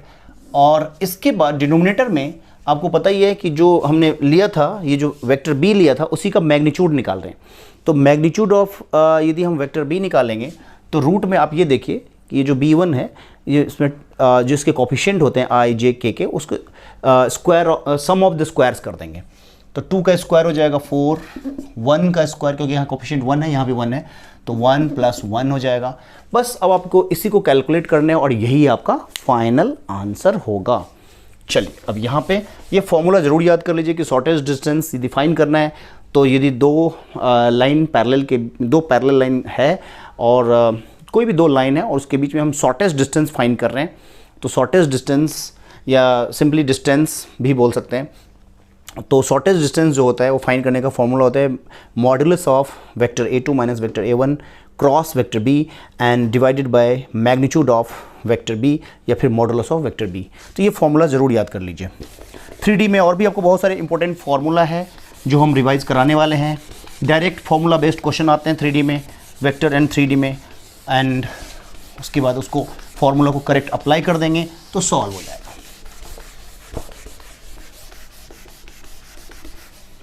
देखिए अब यहाँ कैलकुलेशन करना थोड़ा सा आपको वेक्टर का जो क्रॉस प्रोडक्ट होता है वो कॉन्सेप्ट यूज होगा। तो हम कैसे सॉल्व करेंगे, यहाँ एक चीज़ देखने को मिल रहा है कि यदि मैं इसको देखूं तो ये चीज़ क्या हो रहा है कि ये यहाँ पे आपको देखने में ये सिंपल लग रहा है। कोई स्टूडेंट ये गलती ना करें कि 3k को अंदर लेके चले गए और मल्टीप्लाई कर दिए। ये नॉर्मल मल्टीप्लाई नहीं है, दोनों के बीच में क्रॉस प्रोडक्ट है, ये क्रॉस है। तो हमें मैग्नीट्यूड तो बाद में निकलेगा, पहले इंटरनल पार्ट सॉल्व करना पड़ेगा। थोड़ा सा मैं इसको हल्का सा सॉल्व कर लेता हूँ। That is d equal to mod, तो ऐसे ही रहेगा 3 unit vector k and cross, this is not multiplication. Remember कि ये 2 × 3 नहीं है कि हम 6 कर देंगे, ये क्रॉस प्रोडक्ट है। तो 3k क्रॉस एंड यहाँ पे आप लिख दीजिए 2 unit vector i plus unit vector j plus unit vector k and this is whole modulus. And divide में आप यहाँ पर ये देखिए कि क्या हो रहा है, ये 4 + 1 + 1 कितना हो रहा है, 6 हो रहा है, √6। तो ये आपका √6 हो गया, जिसको कि बाद में हम मैनेज करेंगे। उससे पहले हम थोड़ा सा यहाँ रफ करने वाले हैं। रफ ये करने वाले हैं कि मॉडुलस तो इसका बाद में निकलेगा, पहले इन दोनों का क्रॉस निकालेंगे। क्रॉस कैसे निकालते हैं, यहाँ पे लिख लेते हैं 3 unit vector k cross and ये है 2i plus j plus k, okay, 2i plus j plus k, ये हमने लिया 2i plus j plus k, और इसको ब्रैकेट क्लोज करिए। और इसका ये अभी हम सिर्फ क्या निकालें, दोनों का क्रॉस। तो क्रॉस निकालने का तरीका है कि एक आप डिटर्मिनेंट की तरह से यूज़ करिए, और ये याद रखना है कि यहाँ पे i j k, यहाँ पे i j k आना है। अब आपको देखना है कि जो कोफिशिएंट पार्ट, तो जो पहला वाला जो आपका ये पार्ट है, ये जो वेक्टर है, इसमें सिर्फ 3k आ रहा है, i और j मिसिंग है, यानी है ही नहीं। तो जब i और j मिसिंग है तो यहाँ पर हम 0 0 और k के इंटू में 3 है तो 3, ये बन गया। इधर देखिए सेम इधर कहानी बनेगी। तो i का यहाँ 2 है तो 2, यहाँ कुछ नहीं, 1 है, कोफिशिएंट यहाँ पे 1 है तो 1, यहाँ भी 1 तो 1। अब इसको कैलकुलेट करिए, इसको कैलकुलेट करके जो रिजल्ट आएगा वो आपको इसका रिजल्ट आ गया, और फिर हम यहाँ पे उसका मैग्नीट्यूड निकाल सकते हैं। तो कैसे होगा, तो बस देखिए ये आपने डिटर्मिनेंट में ज़रूर किया होगा। जो मैथ्स की एनसीईआरटी की जो आपकी फर्स्ट बुक थी उसमें आपने मैट्रिसेस और डिटर्मिनेंट किया था, तो डिटर्मिनेंट में ये कर रखे हैं, तो उसको हम उस हिसाब से करते हैं। देखिए आई को जब लेंगे, ये आई लिया, तो जब आई को लेंगे तो आई का ये जो कॉलम है ना, फर्स्ट कॉलम, इसको हम स्किप कर देंगे, छोड़ देंगे, और आई के साथ कनेक्टेड जो रो है उसको भी छोड़ देंगे। तो आई के साथ पहला रो हम स्किप कर दिया, फर्स्ट रो स्किप हो गया, फर्स्ट कॉलम स्किप हो गया, तो बच क्या गया, ये पार्ट बच गया, दिस पार्ट, ये पार्ट ऐसे। तो इसको मल्टीप्लाई करेंगे, 0 × 1 0 माइनस 3 × 1 कितना होगा 3, ये आई वाला पार्ट कैलकुलेट हो गया। आई के बाद आता है जे, तो ये प्लस माइनस, तो माइनस जे, ये ध्यान रखना है आपको, इनटू फिर से। अब यहाँ पे मैं इसको मिटा देता हूँ बिकॉज आपको फिर दोबारा से फ्रेश सोचना है, अलग अलग ब्लॉक बनेंगे। तो अब यहाँ पर ये देखिए, अब हम किसको लेने वाले हैं, अब हम नेक्स्ट लेने वाले हैं जे को। तो जे के लिए किसको स्किप करेंगे, ये जे वाला, ये कनेक्टेड स्किप हो गया और ये स्किप हो गया, यानी कि पहला रो एंड सेकेंड कॉलम। तो बच क्या गया, 0 × 1 0 माइनस 3 × 2 6, 0 - 6, ठीक है। यानी हमने जिसको 0 × 1 0, 3 × 2 6। अब बच रहा है हमारा के, तो प्लस माइनस प्लस, तो प्लस के इंटू, अब फिर से देखिए किसको स्किप करेंगे, तो यहाँ पे जाहिर सी बात है कि हम के कनेक्टेड ये थर्ड कॉलम छोड़ दिया एंड के से कनेक्टेड फर्स्ट रो छोड़ दिया, तो बच क्या रहा है, ये पार्ट बच रहा है। तो 0 × 1 0 माइनस 0 × 2 0, ये पार्ट हो गया। तो इसको कैलकुलेट कर लेते हैं, तो क्या हो रहा है, देखिए 0 - 3 होगा -3i, तो -3i। अब 0 - 6, तो minus minus plus 6j, okay. And ये यहाँ पे j है, ध्यान रखना है इस बात को। और नेक्स्ट बात यदि करें, 0 - 0 0, 0 × समथिंग 0, तो ये सिर्फ i और j के फॉर्म में आ गया। तो ये वैल्यू आपको किसका मिला, ये मिला 3k क्रॉस समथिंग, जो सेकेंड पार्ट था, ठीक है। This vector into cross this vector का रिजल्ट हमारा ये आ गया। अब हम इसको सॉल्व कर सकते हैं, इसके रिजल्ट को यहाँ यूज़ कर लीजिए। तो d = मॉडुलस ऑफ, ये डाल दीजिए जो भी रिजल्ट आया, क्योंकि इसका रिजल्ट आपने निकाल लिया, वो निकल गया -3i plus 6j plus 6j, okay. And divided bye, तो वही रहेगा जो हमने पहले से सॉल्व कर रखा था, √6 है पहले से, तो कुछ नहीं, इसको सॉल्व कर लीजिए। अब आप बताइए, जब भी किसी वेक्टर का आप मैग्नीट्यूड निकालते हैं तो फिर से वही कहानी लगेगा, square root of -3 square plus 6 square and divided by √6, तो है ही है पहले से। तो थोड़ा सा और कैलकुलेट करिए, तो स्क्वायर रूट में ऊपर में क्या आ रहा है देखिए, तो 9 and 36 डिवाइडेड बाय √6, 36 + 9, तो √45 एंड डिवाइडेड बाय √6।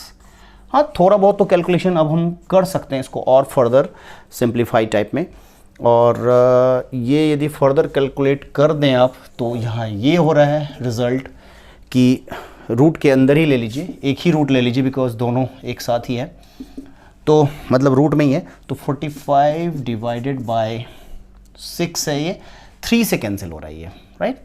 तो 3 2 6 एंड 3 15 जा, तो ये आपका आ रहा है square root of 15 over square root of 2 units, क्योंकि हम लेंथ डिस्टेंस निकाल रहे हैं। थोड़ा सा इसको हम ये करें, बिकॉज डिनोमिनेटर में रूट थोड़ा सा स्टैंडर्ड नहीं लगता, तो हम इसको रेशनलाइज कर देते हैं। तो रेशनलाइज कर दें तो √2 से ऊपर नीचे मल्टीप्लाई कर देते हैं, तो √2 से जब ऊपर नीचे मल्टीप्लाई करेंगे तो √30 डिवाइडेड बाय 2 यूनिट्स, ये आपको फाइंड हो गया।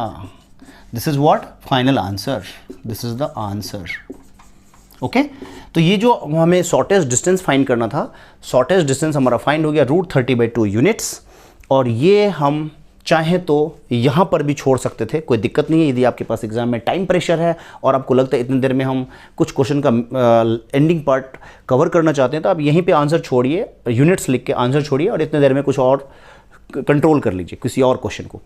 तो स्टूडेंट्स, मैं उम्मीद करता हूँ कि आपको ये सारे जो सॉल्यूशन है बहुत इजी वे में मैं आपके लिए कर रहा हूँ, सो दैट आप एग्ज़ाम में बहुत अच्छे से कर पाएँ, सारे क्वेश्चन आपका निपट जाए, पूरा सेक्शन कंट्रोल कर लें। सेक्शन ए और बी हम लोग का ख़त्म हो गया है, 80% पेपर फिनिश कर चुके हैं।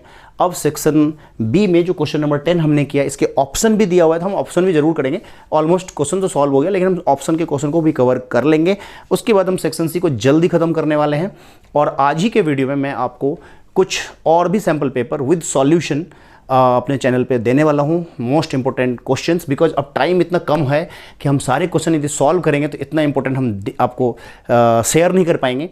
तो हमें चूंकि बहुत सारे इंपॉर्टेंट क्वेश्चन सॉल्व भी करना है और आपको बहुत ज़्यादा मार्क्स भी दिलाना है, तो इसलिए हम बहुत सारे इंपॉर्टेंट क्वेश्चन के साथ सॉल्यूशन भी शेयर करेंगे, सो दैट आप वॉच करिए। यदि आपको लगता है बहुत सारे क्वेश्चन समझ में आ रहे हैं सॉल्यूशन को देख के, तो बहुत अच्छी बात है, लेकिन लिख के ही करना है प्रैक्टिस, सारे क्वेश्चन लिख के ही करना है आपको। क्योंकि अब आपको लगता है कि समझ में आ रहा है, तो आप क्वेश्चन देख लीजिए मेरा सैम्पल पेपर, फिर उसके बाद विदाउट सॉल्यूशन सॉल्व करके देखिए। यदि आपको लग रहा है कि वो क्वेश्चन सॉल्व कर पा रहे हैं तो that means good, very good. नहीं कर पा रहे हैं तो आप सॉल्यूशन का हिंट देखिए। उससे भी नहीं हो रहा तो मेरा सॉल्यूशन, मेरा वीडियो जरूर देखिए। वीडियो में आपको बिल्कुल समझ में आ जाएगा, बिकॉज लाइव क्लास की तरह हम बिल्कुल आपको क्लासरूम वाली फीलिंग डाल रहे हैं, सो दैट आपको अच्छे से समझ में आ जाए। अब बात करते हैं बहुत ही खास बात कि हम बहुत सारे इंपॉर्टेंट क्वेश्चंस और भी आपको टॉपिक वाइज, जैसे मैंने बताया था, वो भी देने वाले हैं, तो आप लोग उसको भी वॉच करिए। और स्ट्रेटजी यही होगा कि सेक्शन सी, बी, ए तो ज़्यादा अच्छा है कि 4 क्वेश्चन करके 16 मार्क कवर हो रहा है, तो आप सेक्शन सी पहले कर लीजिए, सेक्शन बी उसके बाद करिए, सेक्शन ए को लास्ट में करिए, ज़्यादा बेटर है। फिर आपका कोई क्वेश्चन आता हुआ क्वेश्चन छूटेगा नहीं एग्जाम में, तो ये बहुत ज़्यादा इंपॉर्टेंट है। और भी स्ट्रेटजी हम बात करेंगे, क्योंकि अभी है 5 दिन हमारे पास, तो बिल्कुल इतने मेहनत से हम वीडियो बना रहे हैं आप लोगों के लिए, तो लाइक ज़रूर कीजिए, शेयर कीजिए, कमेंट्स भी दीजिए। यदि आपको लगता है कि कुछ आपको सजेशन देना है तो सजेशन ज़रूर दीजिए। आपके सजेशन का बहुत ज़्यादा इंतजार रहता है हमें, ताकि हम और ज़्यादा वीडियो को इम्प्रूव कर पाएँ। और सबसे ज़्यादा इम्पोर्टेंट, चैनल को सब्सक्राइब कीजिए। सब्सक्राइब करेंगे तो यही होगा कि आपको वीडियो बहुत जल्दी से मिलता रहेगा, नोटिफिकेशन में आ जाएगा और आप ज़्यादा से ज़्यादा फ़ायदा उठा पाएंगे। मैं पूरा आपसे उम्मीद करता हूँ कि 7 जून के एग्ज़ाम में आपको तो फुल में फुल लेना ही है। 40 आउट ऑफ 40 कोई ज़्यादा बड़ा टारगेट नहीं है। जब 100 में 100 लेने वाले भरे पड़े हैं, तो 40 में 40 तो कोई बहुत ज़्यादा टफ नहीं है, क्योंकि सिलेबस को भी रिड्यूस कर दिया गया है। ठीक है, AOI में भी पहले integration as a limit of sum आता था, वो अब नहीं आ रहा है। तो आप समझिए एक बहुत बड़ा बर्डन सब जो है आपको अलग अलग चैप्टर्स में हटा दिया गया है। तो इस बार तो 40 में 40 लेना आपके लिए बहुत बड़ा गोल्डन चांस है। तो मेरे तरफ से मैं आलोक नाथ झा, मैथमेटिक्स टीचर, आपको बहुत बहुत शुभकामना देता हूँ कि आप बहुत ज़्यादा जो है एडवांटेज उठाएंगे, बहुत ज़्यादा एडवांटेज उठाएंगे इन 5 डेज़ का और हमारे इंपॉर्टेंट क्वेश्चंस का, और आप अपने जितने भी आपने पूरे ईयर में पढ़ा है उसका भी डेफिनेटली। तो इसी शुभकामना के साथ हम लोग नेक्स्ट वीडियो में फिर मिलते हैं बहुत जल्द, और आप लोग रिटन प्रैक्टिस करते रहिए और एंजॉय करते रहिए। Thank you so much.